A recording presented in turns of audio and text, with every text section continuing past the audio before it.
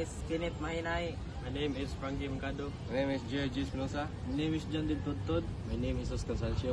And today we're gonna represent about the trolley problems. The first question is the switch. The switch. Scenario. A runaway trolley is heading towards 5 trucks workers who will be killed. You are standing next to a level that can divert the trolley onto a side track where only one person is working. Do you pull the level, killing one to save 5, or do nothing and let 5 die? So ang answer ni Cindy Mediquillo sa DSHM is yes, kay para ma-save ang daghan. Ya, sa ikaduha namong gi-interview is si Claire Laborte from Idok.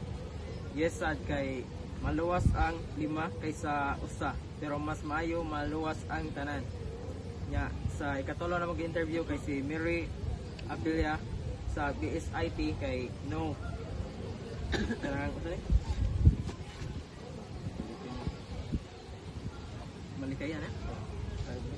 Malikayan na to ang disgrasya kay mahadlok.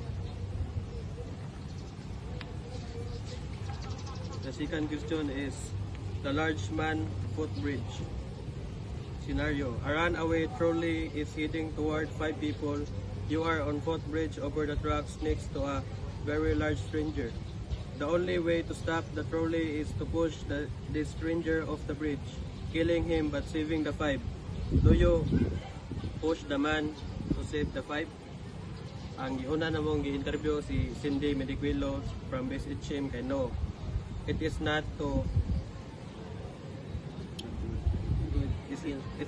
good to kill. Ang ikaduhan mong gi-interview sa BSHM, kay no pod, I can take it. Nya kang Mary Abilia kay from BSHM gyapon. BSIT kay no gyapon, kay yang reason kay I will just leave. Karon kay among usawa ng tulo ka questions. What difference did you notice between how students respond to the labor scenario versus the footbridge scenario? What do you think that is? Para nako, two students are more willing to pull a lever to divert a train since the action feels indirect and mechanical. They see it was a way to minimize harm without physical confronting anyone, while one student is willing to push a portion of the bridge to stop the train. This requires direct physical harm to an individual, which feels more personal, emotional charge, and moral unacceptable. Difference arises because of people misjudge action not only by outcomes but also by the means used to achieve them.